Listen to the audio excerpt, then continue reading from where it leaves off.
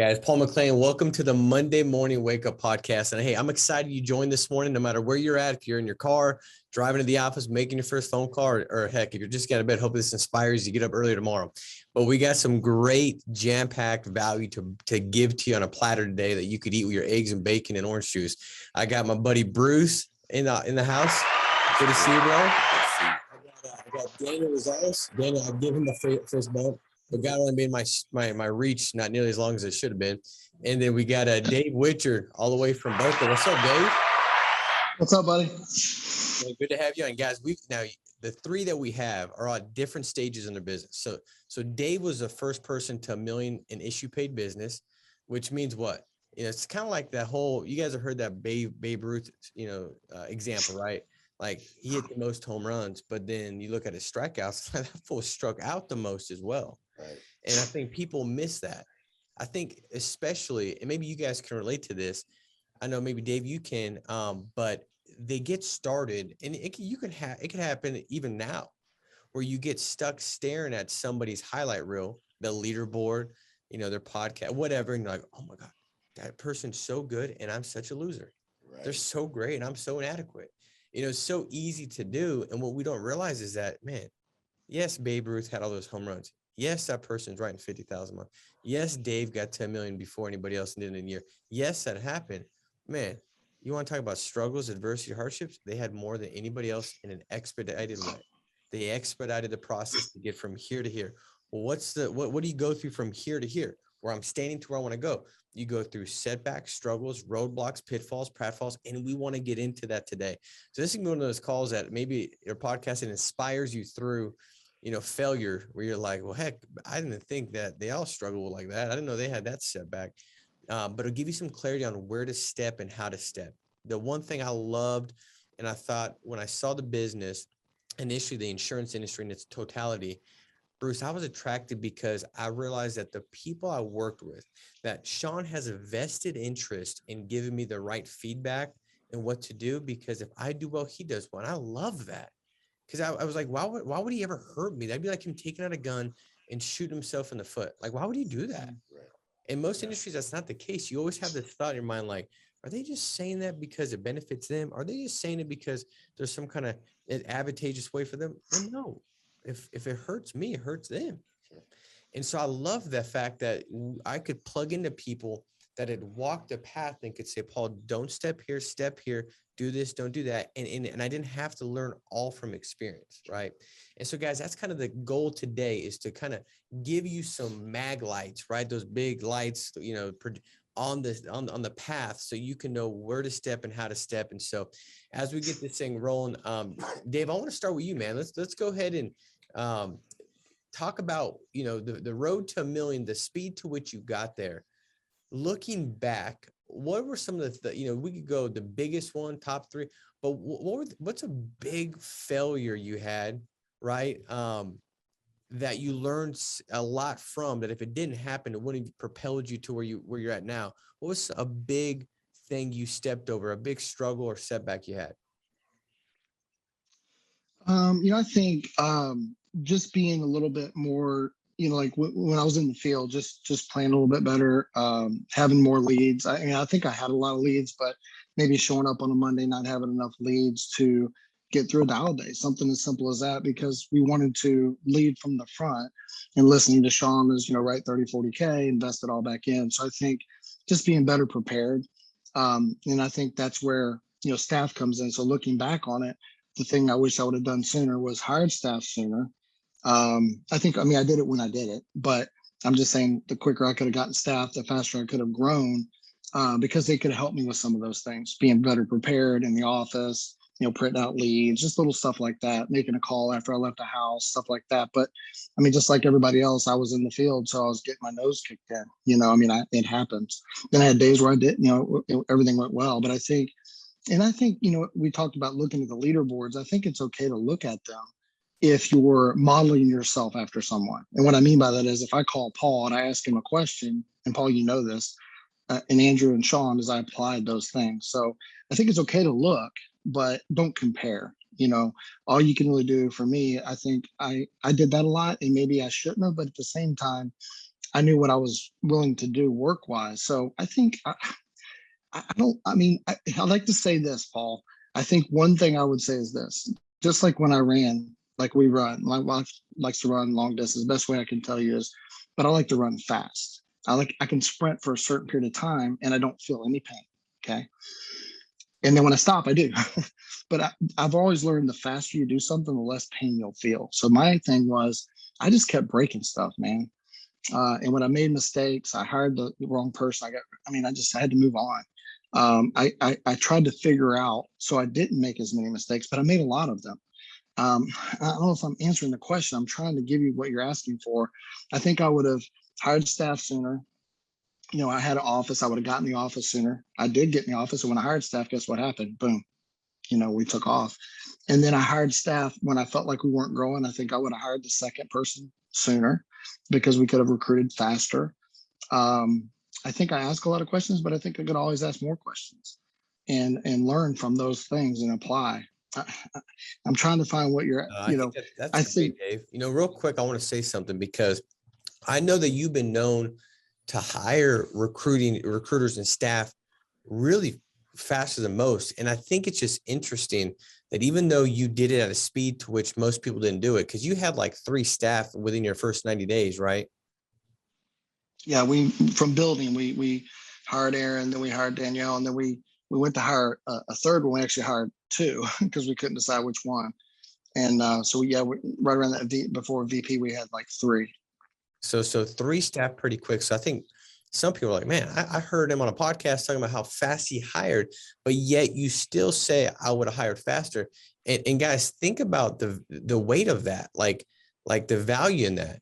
As fast as Dave hired, he still says, I wish I would have hired faster, because you're willing to go to work, and work was just simply selling, right? So if you're willing to go to work, you don't have to be insecure about your ability to afford a staff, because you can go write an additional 5,000 in your PIN if you choose to. If you're on this podcast, you're writing 15,000 a month. If you choose to, you can definitely scale to 30. Just double what you're doing. It's simple math. We get so tied up in I don't know, and all this confusion, and it was like, what? It's simple math. Yeah, double it, and it'll happen. And the thing is this, Dave, I want to ask you this question, because I think that there's a lot of people that they're in the pitfall. They're in this ditch where they've got a broken ankle, so to speak, and they're trying to drag it to the next step in the business along the process. And what's broken their ankle is that they haven't hired a staff. And what's got them in this ditch is I don't know what I would have my staff do. I don't know what I would have my first admin do.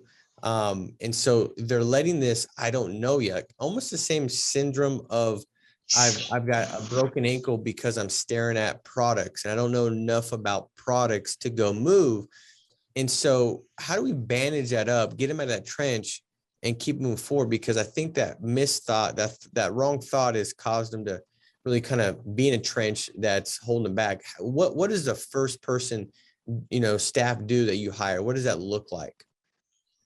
Well, the one that we hired was Aaron, and he did a little bit of everything. But the main thing for me, it was, I didn't call carriers. I'll let him do that. I had him call the customers after I left their house. I had him send out a thank you card because I wanted the best persistencies I could have. And I felt like that was important.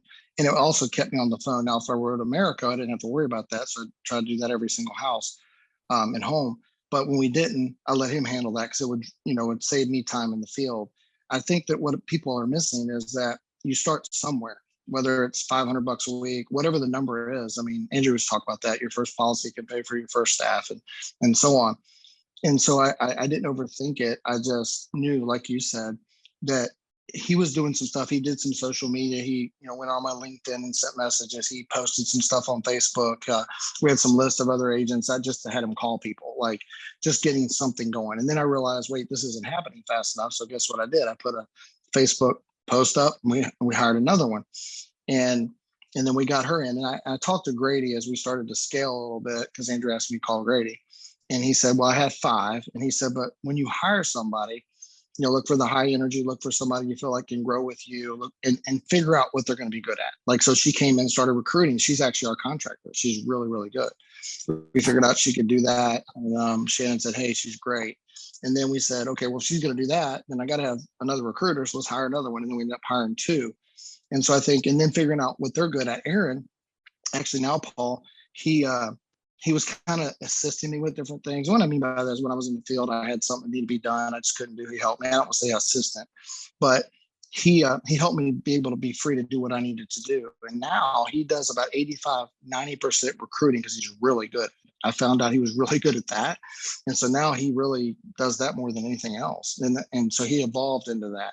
And then the other recruiters are there. So we have three recruiters. Then we, so I think it's just, here's the thing. If you're not afraid of hard work, why wouldn't you hire somebody? All it's going to do is make you more proficient where you can make more money. So if you're at 20,000, you can afford to get a staff because like Paul said, you just buy more leads and then you up the ante, if you will, and go sell more insurance. And it will free you up to do things that are holding you back. I mean, you'll add another $5,000 or $10,000 a month, at least by having that one staff. I promise you. Dude, that's so good. And I think that's easy to get hung up on. Like for me, Dave, like asking, am I getting my ROI there? And I remember being early on and really immature when it came to, I guess, an entrepreneur mindset. I hadn't developed that quite yet. I was 19. Nobody in my family had ever, exemplified or shown an entrepreneur mindset. It was clock in, clock out. That's what I was exposed to. It's what I knew. It's how I thought. It's what I did. And so I was so focused on like the ROI of a person that I never helped bring out the best in that person. And it was something that I learned the hard way. And it was one of my greatest failures was like, I would almost think like, how do I get more out of staff? Like they were a wet cloth that I was trying to wring out. And it's like, I mean, it was not good for relationships. It wasn't good for empowering and equipping them. And it was terrible. And I didn't know that. And what I realized is there was always two ways to look at it. Like, and the reality is when somebody's just doing like the calls of the clients, reaching out to them, the cards, stuff like that. I mean, it would be pretty easy to say your persistency is going to go up 7 to 10% by doing that stuff. And it will. I've seen it by having those follow-up calls, by sending out the letters, by taking, doing those extra, steps with the client, by having them call the client, say, hey, just want to let you know, congratulations, be qualified. All those different things, it takes it off your plate, which allows you to focus on the meatier things in your plate, which is booking more appointments, seeing more clients. But see, if your persistency just goes up 10% and you're writing $300,000 a year, guys, that's $30,000. There's your admin. It's covered it on top of whatever else that they're doing. So it's always realizing that don't get so hung up on what's going out, but sit back and look at the depth of what's coming back in and hire based off characters. What you said, Dave, you hired character. You hired attributes, you hired virtue. And then the person would naturally, you're going to work with them in such a way where you're bringing out the best in them. And that's finding out what qualities that they have as far as talent, skills, and abilities to put them on the right bus or right seat on the bus. And I could tell you the same thing. I mean, my recruiters, they weren't hired for the position they are. They were the right people. And then their skill set that became more evident as they did things allowed me to say, hey, sit here. Hey, sit here. And it made a difference. And so, man, I think that's so good. Anything you want to wrap up with as far as the failures that you kind of, learned through? I think as I'm sitting here thinking about it, the one thing that I've had to do is delegate. I think delegating, Sean would say to me, hey, Dave, you need to delegate more and be better at that. Cause I'll just do everything. Like I'll just work all the time. And I do, but I mean, like having the trust in them, and we have good staff. And I've like recently over the last couple of months, I've just kind of gone like this with recruiting and letting them figure out where to send them or place them or whatever. And they've gotten better at it. And we have a meeting and we'll go over it and whatever, but just having that trust in the staff, if you're going to hire them, let them do their job. And it's amazing how much better they get. It's just like an agent. If you get them out in the field and you're holding their hand the whole time, they're not going to get better. How they get better is they dial the phone more, they see more people, they get their nose bloody, things like that. I mean, it's not they can call you when you're at home, but I'm just saying the way they get better at it is just doing more. And so I think we have to empower people. Sean talks about that. And I think that resonated with me, to empower the staff to do more. So that was a mistake that we made. I think it was, always being engaged with them. But I think you got to build that big picture to build good staff that's going to grow with you. We didn't have integrity. Well, it came out about that time. And so I think at that point it was still like, okay, is this really happening? But selling them even ahead of time, because I was doing that even before integrity, right around that time, what that can look like. They're going to get bonus money. As we grow, you're going to grow. Really selling them on the fact that, hey, working on the weekends is why we do that, like, or working after hours and setting those expectations. I think being a little bit harder with them, if that makes sense, and setting those expectations, I would have done a better job at that. Now we're at a place where they understand what's expected of them a little bit more. And, I can take my hands off and know the business is going to run whether I'm in there or not. Dude, that's so good. I mean, that is well put. Like casting vision, not just for yourself, not just for the agents, but for your staff. And the staff is an extension of who you are. And it's kind of like a paradox, right, Dave? Like you think that if I spend more time and I'm managing them and I'm telling them what to do and how to do it, like they'll be better. I'll get more from them. And it's that paradox because it's not. It's actually when you step back and spend less energy and time trying to tell them do this and how to do this and all that, and you just empower them and say, hey, you got this. There's no doubt about it. If you needed my input, I would have made the wrong decision in bringing you on board. You've got it. It's that paradox where it's like less time, energy, and emotion and all that for you, but it brings out the better benefits and profit for the business, and it brings out the better, gifts that they've got within them. And so I think that's beautiful, man. Very, very well put. So Dave, appreciate you, man. Thank you. I'm gonna shift over here to my buddy Bruce. Bruce, so 14 months, you said? 14 months. 14 months and 750,000, which is pretty incredible to get to 750 in 14 months. Talk about, in that last 14 months, what are some of the things that you can look back on and say, man, I really messed that up. That was a failure. I screwed that up, or I struggled here. And then what you learned from that.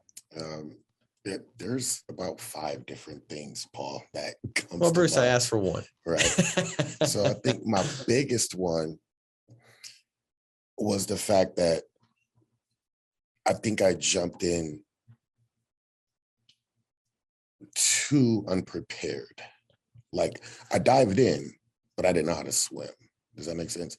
So what I did is after my first month, I hired like 6 recruiters.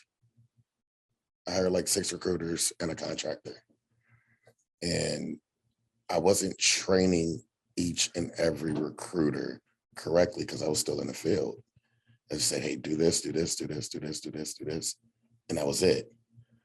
I just expecting them to just go ahead and do it, And with all of those recruiters, I had a payroll of $20 an hour plus bonuses with each one. And I said, okay, my first month was good. I'm gonna go kill it again my second month. So, with all of the unpreparedness with these recruiters and the things that, I didn't cultivate them correctly. I didn't teach them correctly exactly what I wanted to have. That really, really, really messed me up, and especially, I lost a lot of money in my first 3 months in the business. Well, think about that, man. So Dave says he wished he would have done it sooner. You did it so soon, and Dave did it very soon too. You did it so soon and you were still in the field running all this production. Right. They didn't get the training and what have you. And I wonder though, Bruce, like if what it cost you by having so many, still, because you had to go through that to learn that, exactly, if it still made you more than if you wouldn't have done that at that point in time. Right. What do you think? I think it definitely taught me a humongous lesson rather, than learning it later. I learned it sooner than later, So, my first couple of months, I had all of these recruiters. I went and signed a lease on an office. So I have all of this crazy, ridiculous overhead because I'm like, okay, I don't care about making personal money at this point. I want to grow a business. I want to grow this thing really, really, really fast. But I was just unprepared. There's nothing wrong with jumping, but kind of got to know how to swim a little bit. What'd you learn from that? Like, what would, going back, what's something you would have said, I would have handled it differently. I would have done this differently. Well, I would have had 2 recruiters except for 6 for one. Was that your first month in the business? That was my first month. Okay. Yeah, that was my first month. So Well, that Yeah, too 6 is quite a bit your first month. yeah. I mean, I kind of agree with that. Right. That is quite a bit. And I was placing them all over the office. Like there was 2 in each office. Like, and I'm still in the field, Wednesday, Thursday. I'm sorry, Tuesday, Wednesday, and Friday and Saturday. So, that production, is just slowly just drifting further down and down and down. I'm like, okay, well, only thing you have to do is just call the person that inquired. I mean, come on, they filled out for a job. Just call them and then set an appointment to talk to me. What I didn't realize was there's a lot about this business that needs to be explained very quickly on the phone with new recruits. And I didn't teach my recruiters that. So I would have changed. I definitely would have spent a lot more time and had about only 2 recruiters at that point. So with the recruiters, did you plug them into anybody else that had great recruiters within FFL? Not at all. Not at all. I just jumped in and said, hey, You're going to do it. This. Your hands are on it. Yep. Yeah. And I think that, for Bruce, that's something that everybody kind of has a benefit of doing, is plugging in your recruiters to other great recruiters in FFL, right, and having them listen and learn. And it's almost like putting them into a good podcast. Like I always tell an agent, like, man, how do you work with all these different agents and organizations? Like, well, we have a great system in place. So I work with the ones that, need the help and support given what's going on. But if they're like, my phone script, this and that, I'm like, well, listen to this podcast, right? sure. How do I recruit at a better level? Listen to Dave. Listen, like, they built a business faster than I built mine. I mean, I've been doing this 14 years. Dave's been doing it for 2 years and they're doing 4 million a month. So listen. And so I passed the podcast, and I think it's the same thing for all of you guys watching. For like, well, how do I train my recruiter? Guys, you've got somebody. Heck, you can call my office and we can we can help you with that as far as getting the recruiters up and going and knowing what to do and how to do it. And I think there's a lot of truth behind that, Bruce. Like the recruiters need to know about the business. And so one of the best things I found to do with the recruiters is to get them plugged into the podcast, the BDMs, the training, so the business can get in them. Exactly. Did you see a shift with recruiters and the results when like you kind of knew that they were in the business, they were working in the business, they were working in the office, to when the business was like in them, or they kind of like were like passionate about it, they understood it? Absolutely. So as soon as, I continued to bump my head on that, we started losing recruiters as well. It started to become, I want to be an agent, or well, I'm too unprepared. So what I did was I went down to 2 recruiters and I cultivated them and I taught them the business, and they were watching YouTube's, podcast, listening to podcasts. And we would just have that engagement about the business to where they started to be on fire with it. You know what I mean? And once they started to become on fire with it, they started loving the job. Once they started learning the job, they started to overperform it. Me being, their manager, their boss, I guess, I would pay big bonuses because I wanted to keep, that culture there. That's good, man. Did you, what do you think was something that was a great benefit, like a great thing you did do? I know we're going through great failures.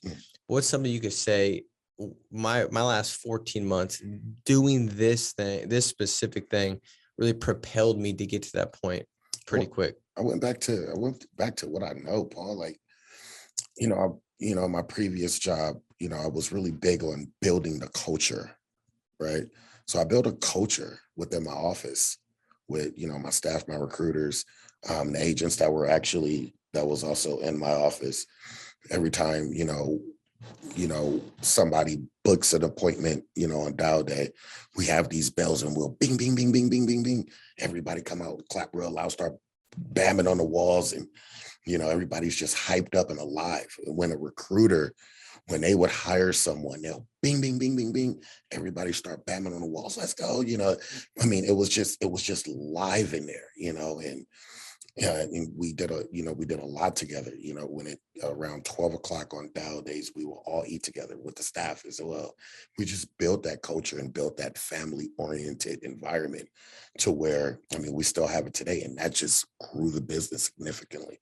That's great, man. And I love that you went into that, dude, because I think a lot of times somebody says, man, culture is so important, but they don't It's like, okay, what does that mean? Like, Right. what does that look like? Right. And the bells and getting together and fellowship and stuff like that. That's invaluable, Right. because you do want to have that time, and even the bonuses and saying, hey, this is going to come off of volume. Like, we're all in this together. Exactly. That's where they feel like, this is a family, and it's not like, if the business grows, great, Right. because it's like, I remember working for a big company. I won't name the name, but it was a hardware store. Sure. And I was a lumber loader, and they'd get together like, man, record month. And I was like, well, dude, my pay didn't change. Right. I ain't got no dang bonus. Like, Right. Like, what does that mean to me? Exactly. It didn't mean nothing for us. Right. And so but with this, when you set it up, when there's incentive, you want people to have pride.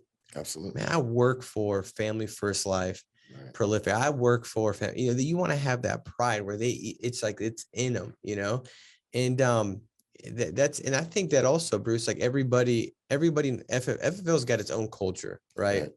That's been set in place, and you get these mini subcultures within organizations as well. Sure. Like Daniel's got the ability to build his culture, and it won't look exactly like yours. There's no possible way it will, but it'll be a little bit unique, but that's a cool thing that you can everybody has the ability to do that, which I think is pretty cool. Well, appreciate it, man. That was great stuff. So we got kind of two sides of it. Daniel, what about you, man? You've been here for a short period of time, not even a full year, right? Yeah. Background, I always love to say it, man. It's just great. I pumped septic tanks, so you sold yo-yos, right? Yeah, yo-yos and a lot of Makeup other stuff. Yeah, at the definitely. mall kiosk. But dude, the funny thing is, dude, that as we've talked about it, that served you so well in this business, being able to absolutely. stop people and Mhm. packaging, and you kind of brought me into the profit margins on makeup and stuff. I'm like, I told my wife, I was like, you can't buy makeup no more. We're gonna have to get Daniel's direct connect that he might still have, because I mean it's a big margin. But talk about, dude, like what's one of the things that you can go back, your business is doing 100 grand a month now. You got the pretty quick being with FFL for not even, a full year. You're selling 30,000 a month every month. What's something that you can go back to and say, hey, because I think the failures bring the greatest lessons, especially everybody on here. You wouldn't be where you're at if you didn't find the seed in that failure that allowed you to grow it to a higher level in your business. But what's something that you can go to and say, hey, this is something that I really screwed up, failure, setback, that I learned from? Well, first of all, thanks for having me on here, man. I got like a front row ticket to like Bruce and Dave Witcher, man. I should have brought a notebook. I mean, it's pretty good. So I would say, as far as failures that happened with me early on, is like I was plugged into the trainings. I was plugged into all the stuff that I needed to have great success. And I remember getting started. I started off doing whatever I needed to do with buying the leads, dialing the appointments. And I think my biggest failure was I kind of slowed down the next month coming up. I kind of thought that, okay, well, maybe I could buy less leads. Maybe I could squeeze everything out of the leads I got right now. And man, my production just kind of, dropped. And then the next week I did it again. So I think like what it really was as far as failure was that I wasn't being consistent. So the consistency wasn't there. And I would say that, being able to become the 30K producer every month had everything to do with just being consistent. I was consistently waking up in the morning, consistently getting on the phones, dialing until I hit my goal, consistently buying the same amount of leads I needed to hit those appointments.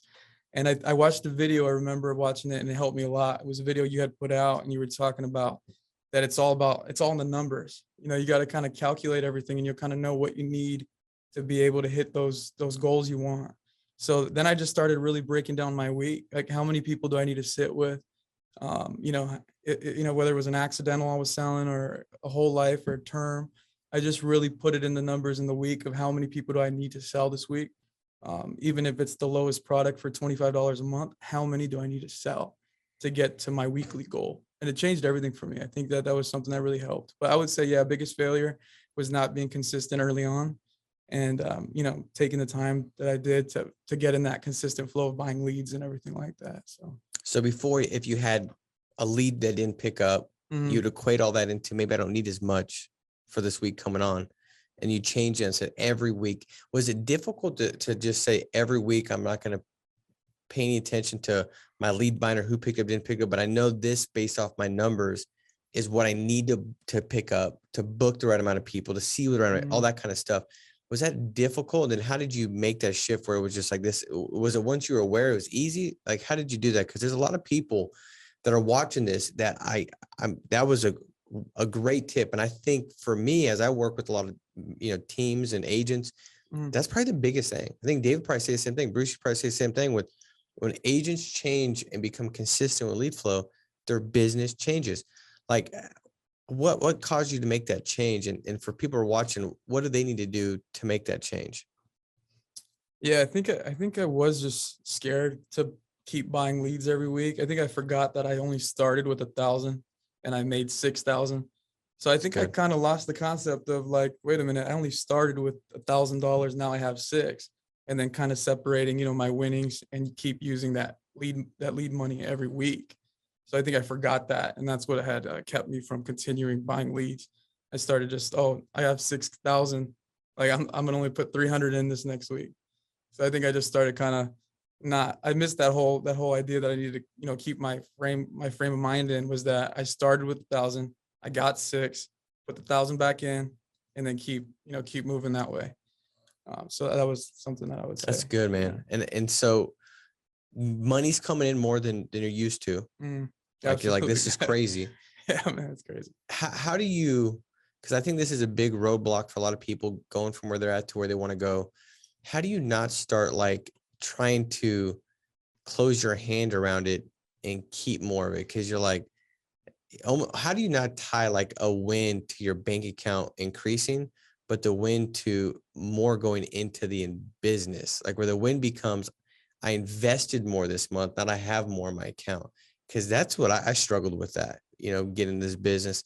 How do you do that where it's not about how much money's coming in and you start to close in on it, like where you're just trying to keep more, figure out ways to keep more opposed to ways to put more back in? Yeah, I think now, I still struggle with that a lot. Sometimes I'm like, because I don't know where to put the money. And then, plugging into podcasts like this, or being here even today, hearing Bruce, hearing Dave, now I'm kind of more thinking, even while I was sitting here, like, okay, I need to start doing that. Because to have the growth like that Bruce had, I talk to him, here and there, but it's a really awesome thing when you actually start to really pour your money back in the right spot. So I would say like something that really helped me was when I had agents under me, and I had them kind of depending on me to kind of really grow this thing for them and for us. So I think it was, me feeling like there's people depending on me. I got the money in the account, but there's no good, it's sitting there unless, you put it back into the business, buy more leads, buy, my agents that were producing, I was buying them leads, here and there just to kind of help them out when I could, the ones that were putting the work in. So I would say, really trying to answer that question is a hard question to answer. Because I still struggle with it, but I would say just don't get confused on the amount you started with. It's where you were at and where you're at now. And I think just don't forget that, because I started with, less than 1,000 in my account. And now, it's crazy, where it's gotten me. That's great, man. Well, Dave, I want to wrap up with you talking about this, because as Daniel was talking, I remember being at the founders meeting and, Sean asking people questions, and we're almost getting close to this year's founders meeting, as December 12th is around the corner. But I remember Sean asking the other people in the room how much they had in their account. And then he asked how much you had in your account. So I want you to talk about that story. And also I want you to talk about, like where you're at now in the business. Like, what does it look like financially for you? Because you get to a point where you can't put any more back in. It's very difficult, where that's where the profit starts to scream. But your speed to which you get to the amount where you're putting as much as you possibly could in, that's the holding back the weights of getting to that point where profitability just spikes. Because now, Dave, I know your bonus check each month is more than what 98% of Americans make in a year. Your bonus check of what you get a month. So talk about that story, man, real quick, and how that's been such a vital part in you getting to where you're at now, currently being today, what your situation looks like. Yeah, Paul, thank you for that. One thing I want to say while he's talking about that, one mistake that I made, another one, you as you're listening, is not having the conversation early on with an agent, explaining to them the business acumen of assuming they know this, like keeping this separate. And having them pay us themselves what they need to live on each week, keeping the rest there, right? And I think a lot of agents don't get that. And that's what he was just talking about. And I think we need to do a better job of that. And we've started doing a better job of that because I had it happen with my son-in-law. And then once he's got it, now he's taken off. But it was just, pain. So I don't want to talk about that. But we just literally never looked at our account. I just knew I need to have enough money there to pay staff, need to have enough money to buy leads and things like that. But I literally did that, Paul. It just took enough to live on. And so in December of last year, there was people in the room, and Sean asked me right before this. He goes, "How much do you have in your account?" And he said, "I want you to know that." And so we were in that meeting, and he asked, "Hey, how much do you have in your account?" So I said, 300,000. It's like, I wish I had that, and I literally had 23,000. It was like, the second week of December, I think. So think about it from this perspective. I wasn't in the field. I just came out, and I'm waiting. Maybe a bonus comes, whatever. And I still had to pay staff. So really it was like 10. And Dave, where were you in a month at that point in time? 1.23, somewhere in that neighborhood, maybe. Right, over $1 million, because we had $1 million in October, 1.2, 1.3, somewhere 1.4, somewhere in that neighborhood, maybe not quite 1.5. And I think we did 1.5 maybe in December, 1.4, something like that. I don't remember exactly, but we were making money. And then I woke up, and later that month, my bonus was the biggest bonus I had gotten at that point, was 25. So having that faith of understanding the business was growing and that was going to happen. And that's what we played for the whole time. I mean, I kept a spread of 5%. I just did. I mean, I believed it, and and it worked. But having 23,000 sounds like a lot of money to some people. Really, it wasn't, because where you're I still had to pay for. Yeah. And I still had to pay for leads and pay for staff the rest of the month. And I wasn't in the field to go make money. And by the way, Paul, my wife lost her job 2 months before that. A lot of people don't know that either. Dave, what's your income this last month all together, with everything you have coming in, renewals, bonus, overrides, now being what you're doing? Like what came in last month for you? It was like 160,000. So I mean, think about that. 160. So you can't put back 160,000. I mean, I don't know, where do you put? You'd have to have like 15 employees, and like you can't. And so now that and I think that, and I learned so much from that example when Sean did that. And I sat there and I thought, like, and somebody asked me the other day, and I'll wrap up with this. They said, "Paul, like, what was the biggest change, like, when you became an integrity partner?" Because we went 4X in like 10 months. And I sat there and I said, I think one of the things that changed was I started to do what I should have done back when I had my hands completely on the business. When the chips were off the table, I started to stop holding on to the chips as if I could save my way to wealth. So I started to sit back and say, you know what, I'm going to put more here, put more here, put more here, do more here, bonus. I just started to do all that when it came to staff, agent structure, everything, comp, gave out way higher comp than I'd ever even thought of. All those things I started to do. And what I told the person, I said, the reality is this, the 4X, because I did the partnership, we grew 4X after the fact. If I would have done that before, I would have grown 4X before I did my partnership. But I was trying to figure out ways to hold on and do as little here and not as much there. But I really became what you did day one, Dave, when I finally got the partnership. And if I would have done that beforehand, we would have grown so much more faster. And that's just being very vulnerable and transparent with you guys as far as the business and how it was built. I sat back and thought, that's why Dave grew the way he grew, because there was no hands in how can I put it all back and play as if there's no way I'm going to lose, and that it's just going to all work out if I continue to do it. And that's so difficult. It's one thing to understand it. It's very difficult. Like Daniel said, I mean, I know it's very difficult to apply that. But I think for anybody watching today, that's one of the biggest things, that if you can step around that pitfall of how can I keep more? How can I do this, do that? But just play it as if it's not your money. Play as if it's not yours, that it's like a game of Monopoly, that you're just putting it back. And if you do, man, it's just, this business is so lucrative. It'll blow up all the way to the tune of, now, Dave, you're 100, you're going to be multiple 7-figure income earner, this year, and netting well over 7 figures, which is exciting. But you had to go through the 2020 where where you had a good sized business, but you weren't netting hardly anything. But that's how it's supposed to be. You get Amazon, the guy who owns Amazon, like they put it all back in to the point where they had maxed out what they could put in. And it was so large now because they never counted it. It was just, I'm going to build my business. And so it's a third party entity. It's its own living, breathing entity. And how can I feed it? So guys, thank you so much, Dave. Thank you for joining. Daniel. Thank you. Bruce, thank you for joining, man. Phenomenal podcast. This is the stuff that I love to listen into because it allows me to kind of be reminded of things that I need to do, things where I need to step, where I not need to step, because it's easy to know right now. And maybe you're not making some of these missteps now, but to be reminded of what the path looks like, to have it illuminated, allows us not to fall into these trenches that are easy to trip up in and not realize we're sitting in there until we hear something that kind of brings it to our forefront of our mind. And so guys, make it a massive, make sure to subscribe to the channel, share this, comment below. Every week we do a drawing and somebody wins some lead money, comment on the YouTube video and we'll put it in. I think, Casey's got some algorithm that he puts in. I watch it at the end and he pops it in and somebody wins it. And so participate in that, share it, like, subscribe, and I hope this serves you and serves you well. Guys, make it a massive week. Be strong, stay steadfast. We'll talk to you soon. Take care. Bye-bye.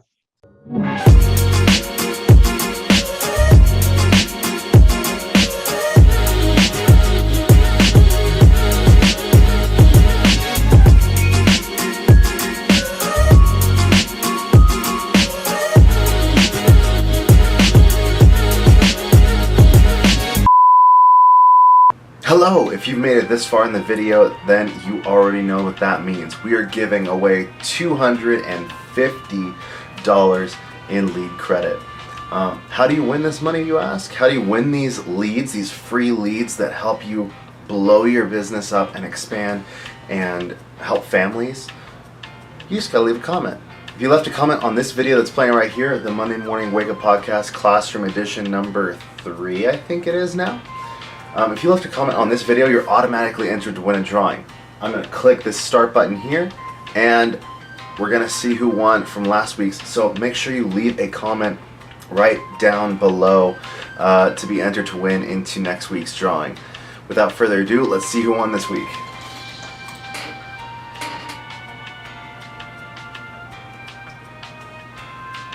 Estelle Dosselet? I don't know how to pronounce that. I'm really bad with pronouncing names lately. Estelle, I'm excited to get to that point, and by that point, if you watched last week's video, you would know that it is the point where you can go back to a family a year later and review with them and talk with them and connect with them on your appointment that you had with them the year prior. And just to connect with these families and just invest in them is just so valuable to your own integrity, pun intended, to your credibility, and also just to your own conscience. It's just amazing, an amazing practice to have. So if you haven't checked out last week's Monday Morning Wake Up podcast on annual reviews, please check that out. It's so packed full of knowledge and just good meat. Or if you're a vegetarian, good vegetables. Anyway, Estelle, congratulations. You just won $250 in lead credit. Get in contact with Victoria. Her number's going to be right here. Until then, guys, make sure, once again, please leave a comment on this video, and we might draw your name next week.